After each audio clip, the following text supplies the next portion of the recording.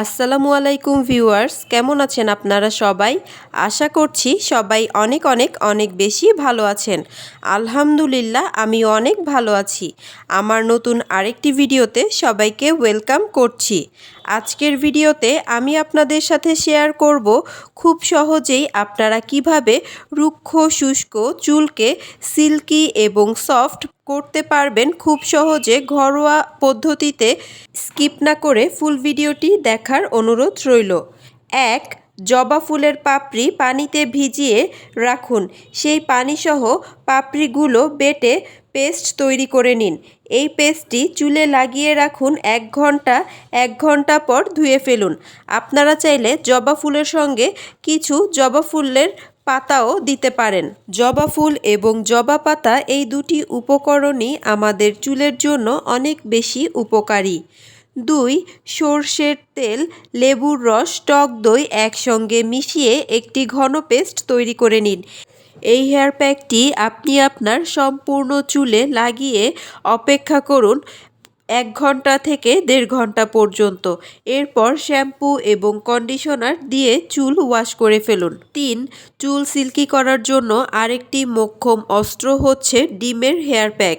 প্যাকটি বানাতে লাগবে ডিম, মধু, লেবুর রস ও নারকেল তেল। প্রথমে ডিম ফাটিয়ে ডিমের হলুদ অংশ বাদ দিয়ে দিন। একে একে মধু, লেবুর রস, নারকেল তেল মেশান। এবার ভালো করে সম্পূর্ণ চুলে লাগিয়ে 1 ঘন্টা অপেক্ষা করুন। চুল শুকিয়ে এলে ভালো করে শ্যাম্পু দিয়ে চুল ধুয়ে নিন। এই হেয়ার প্যাকটিতে ডিম থাকায় চুল থেকে ডিমের গন্ধ আসতে পারে। অনেকেই আছেন যারা কাঁচা ডিমের গন্ধ একেবারেই সহ্য করতে পারেন না। তাদের জন্য এই হেয়ার প্যাকটিতে আপনারা চাইলে মেয়োনিজ ব্যবহার করতে পারেন ডিমের পরিবর্তে। ভালো ফলাফলের জন্য সপ্তাহে 3 দিন এই প্যাকটি ব্যবহার করতে পারেন। আর যদি হাতে বেশি সময় না থাকে তাহলে অবশ্যই সপ্তাহে একবার ব্যবহার করবেন। আপনারা চাইলে এই প্যাকটির ক্ষেত্রে ঘরে তৈরি মেয়োনিজ ব্যবহার করতে পারেন অথবা মার্কেট থেকে কেনা মেয়োনিজও ব্যবহার করতে পারেন। যদি আপনারা দেখতে চান কিভাবে বাসায় মেয়োনিজ বানাতে হয় তাহলে আমাকে কমেন্ট করে জানাতে পারেন। আমি আপনাদের সঙ্গে মেয়োনিজ বানানোর সহজ একটি রেসিপি শেয়ার করব। 4. চুল সিল্কি করতে কলার হেয়ার প্যাক খুবই উপকারী একটি উপাদান। প্যাকটি বানানোর জন্য পাকা কলা, টক দই ও মধু পরিমাণ মতো নিয়ে সবগুলো উপকরণকে একসঙ্গে পেস্ট তৈরি করে নিতে হবে। এই মিশ্রণটি আপনি আপনার মাথার স্ক্যাল্পে এবং বাকি সব চুলে খুব ভালো করে লাগিয়ে নেবেন। এরপর অপেক্ষা করবেন শুকিয়ে যাওয়া পর্যন্ত। শুকিয়ে গেলে ধুয়ে ফেলবেন যে কোনো ভালো মাইল্ড শ্যাম্পু এবং কন্ডিশনার দিয়ে। 5. চুলের রুক্ষতা দূর করতে ও চুলে পুষ্টি যোগাতে চুলে নিয়মিত নারকেল তেল ম্যাসাজ করুন। আর শ্যাম্পু করার আগে অবশ্যই তেল ব্যবহার করতে হবে। আপনি চাইলে আপনার সুবিধা অনুযায়ী শ্যাম্পু ব্যবহার করার আগে রাতে চুলে তেল ব্যবহার করতে পারেন।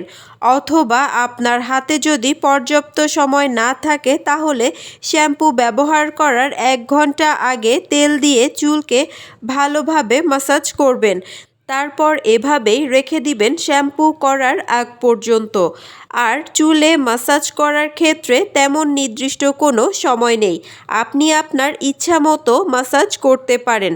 তবে আমি বলবো সর্বনিম্ন 5 মিনিট এবং সর্বোচ্চ 10 মিনিট ম্যাসাজ করাই যথেষ্ট। শ্যাম্পু ব্যবহার করার আগে অবশ্যই চুল ভালোভাবে আঁচড়ে চুলের জট খুলে নেবেন। এই পদ্ধতিতে নিয়মিত তেল ম্যাসাজ এবং শ্যাম্পু ব্যবহার করলে আপনি নিজেই পরিবর্তনটা বুঝতে পারবেন। আজকের ভিডিওতে কোনো হেয়ার প্যাকের কোনো উপাদানের পরিমাণ আমি বলে দেইনি। আপনারা আপনাদের চুলের পরিমাণ অনুযায়ী নিয়ে নেবেন প্রত্যেকটি উপাদান। হেয়ার প্যাকের পরিমাণ নির্ভর করে চুলের ঘনত্ব এবং লেন্থ অনুযায়ী। আশা করছি আমার আজকের ভিডিওটি আপনাদের ভালো লাগবে এবং উপকারে আসবে।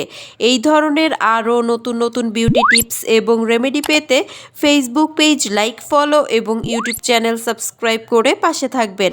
যারা কাজটি অলরেডি করে ফেলেছেন তাদেরকে অসংখ্য ধন্যবাদ। ভিডিওটি ভালো লাগলে ভিডিওতে একটি লাইক, কমেন্ট এবং শেয়ার করতে ভুলবেন না। আপনাদের একটি লাইক, কমেন্ট এবং শেয়ার আমাকে নতুন নতুন আরও অনেক ভিডিও করার উৎসাহ যোগায়। আমার আজকের ভিডিওটি এই পর্যন্তই। সবাই ভালো থাকবেন, সুস্থ থাকবেন। আল্লাহ হাফেজ। Thanks for watching.